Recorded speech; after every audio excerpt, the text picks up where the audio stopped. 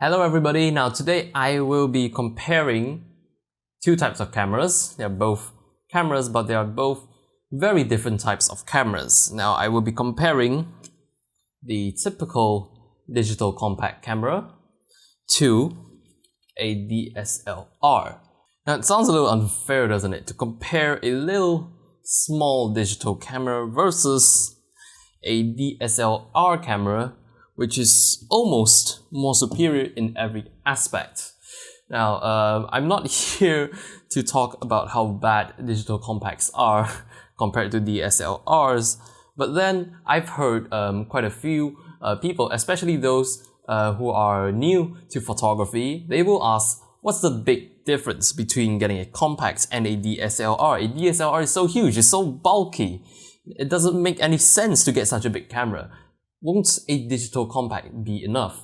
So this is why I'm here making this video to talk about what sets these two cameras apart. Now first of all, right off the bat, you'll notice the difference in size.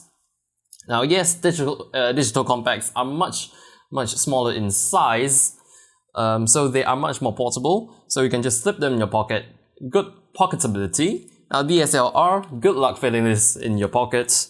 However, you most probably would need to carry around a camera bag if you're going to bring a DSLR around, whereas with compacts, it's much easier.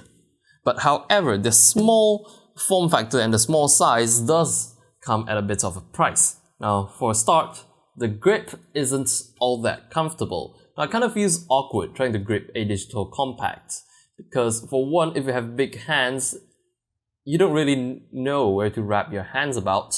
So you can probably just hold them with your fingers like this, but this won't actually keep the camera very stable. It's not very good. It's not a very stable grip. And because everything is so small, it's quite hard to operate the controls. Whereas with a DSLR, you have a very nice, big, comfortable grip for you to grip. It fits perfectly in your hands and everything is within reach of a few fingers. Now you have them on top, you have them behind. So it's a very nice grip, and you usually grip them with two hands, one hand at the grip and one hand on the lens. So this makes for a very stable, firm and steady grip. So that's first off the bat. Number two is responsiveness. Now in terms of autofocus, a digital compact would take a bit of time to autofocus. Now some of them are very quick, but generally with the ones I've used, they take quite a while to autofocus, even though they have such a small sensor and the depth of field is just so deep that everything is already in focus, but yet it still takes a few milliseconds to autofocus. Whereas with DSLRs, sometimes you're working with very shallow depth of field, but with a lens with a fast autofocusing motor and a good AF system, the focus pretty much just locks on. It clicks right into action and with minimal delay. So it's very responsive in terms of responsiveness. All the controls are also faster. So if I turn the dial and the settings will change almost instantaneously, whereas with a compact, the responsiveness is slower in terms of how responsive everything works. And also, if I want to take a shot, the shutter lag on a DSLR is also going to be much lesser compared to a digital camera. Now, when you take a shot with a digital camera, you won't really know when the shot is actually taken, but usually with DSLR, the shot is taken the very instant you press down on that shutter button. So the shutter lag is lesser and it's more responsive. It's more reliable, it's faster, it's basically simply faster. Now moving on, with every DSLR you will get a manual mode with the DSLR. It's pretty much a guarantee. There is manual mode on your DSLR. Now on compact cameras, like this one, this is the Ixus 200 IS, not my camera, my brother's camera, the front's kind of fell off already. Now this camera does not have any form of manual controls. No shutter speed, no aperture.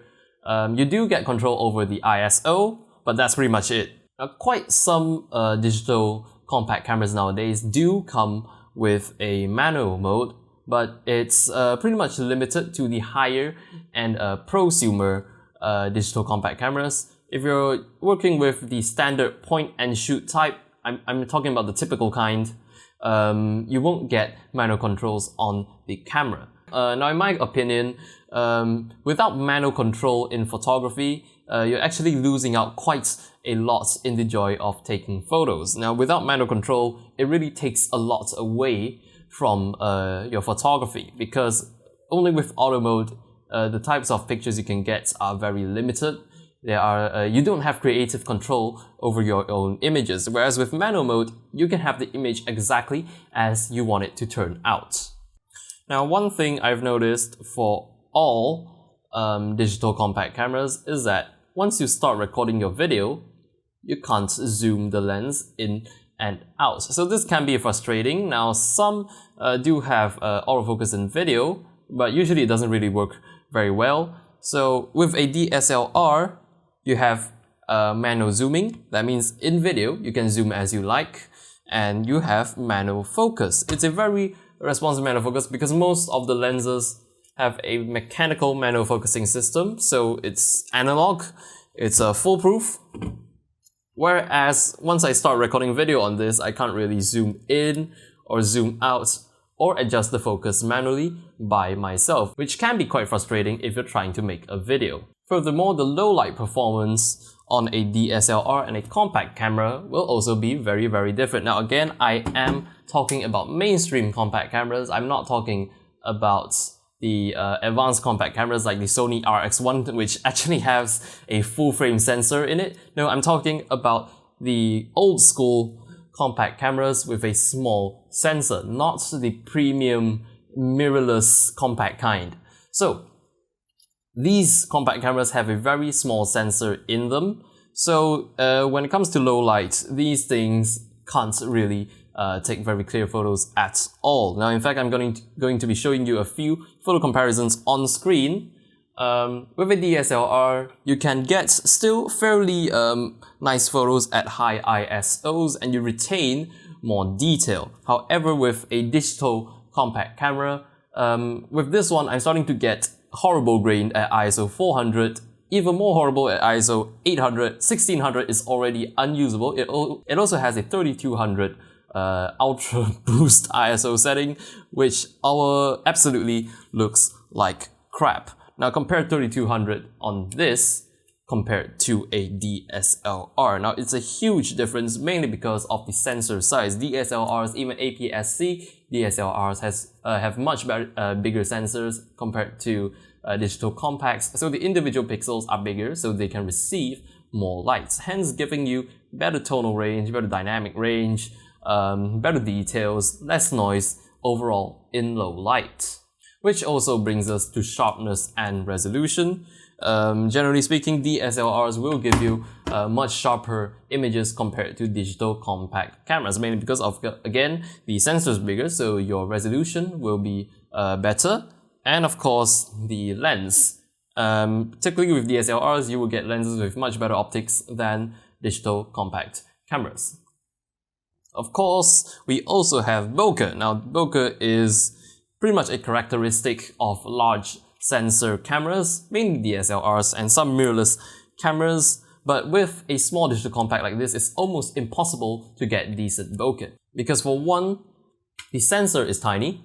Two, the lens has a small maximum aperture. Now, even with a wide maximum aperture, like some compact cameras sport a f1.8 aperture, which is good in low light. However, due to the small sensor, you still won't get very good bokeh out of it. Now, your depth of field will still be very deep, and it's almost impossible to get that shallow depth of field effect, especially if you're not shooting extremely close to your subject.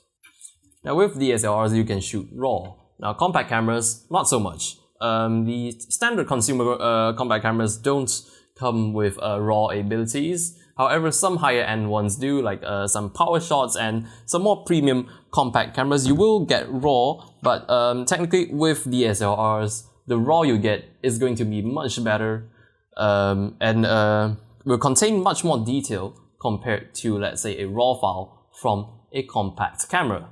But then a compact camera might not have it at all.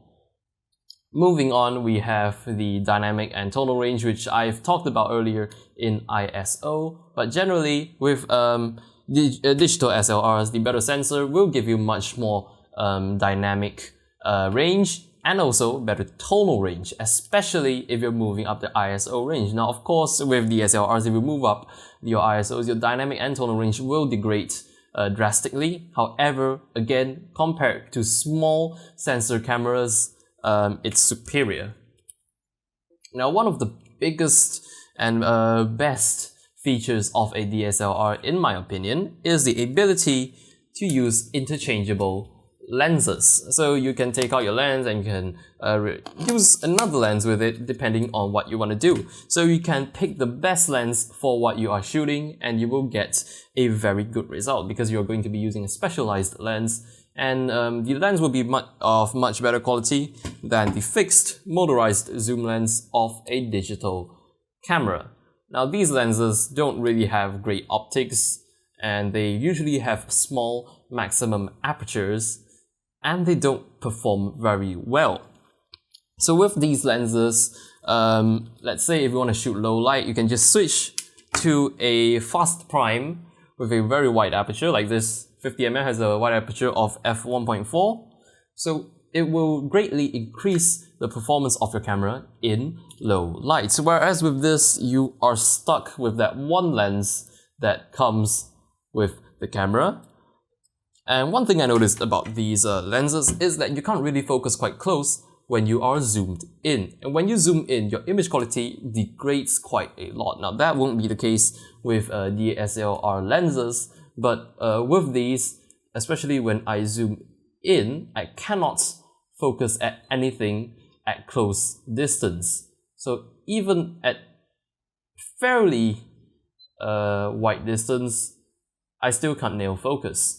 So there's a macro mode on digital compact cameras, and the macro mode actually only works at the wide angle ends. Now, if you zoom it in, you still can't get any close-ups. With the macro mode, you're using it at the wide end and you're just focusing very, very close to your subject, and the magnification ratio is actually not that good at all. Whereas with DSLRs, if you get a dedicated macro lens like this, 100mm, 2.8, it's at 100mm and you can focus fairly close and you will get a very, very large magnification. So again, it's all in the magic of the lenses. So being able to interchange your lenses and pick different lenses to suit what you are shooting is really a huge plus of shooting with a DSLR. But there you have it, there is a trade-off. Now, DSLRs might be getting phased out soon, I doubt so, but then now in the market we are seeing better and better digital compact cameras. So if you don't want that huge bulk and weight of a DSLR, there are always more compact choices that offer pretty much the same quality as a DSLR. For example, we have mirrorless cameras now, and we also have some premium compact cameras like the Sony RX100 and the RX1. So these are compact cameras. Now, they are not exactly pocketable, but they are much smaller and much lighter compared to DSLRs. So there we have it. I hope my video has showed you the difference between a DSLR and a compact, and why sometimes a compact camera simply isn't enough for some kinds of photography. So there we have it. Thank you very much for watching, and I will see you in the next video.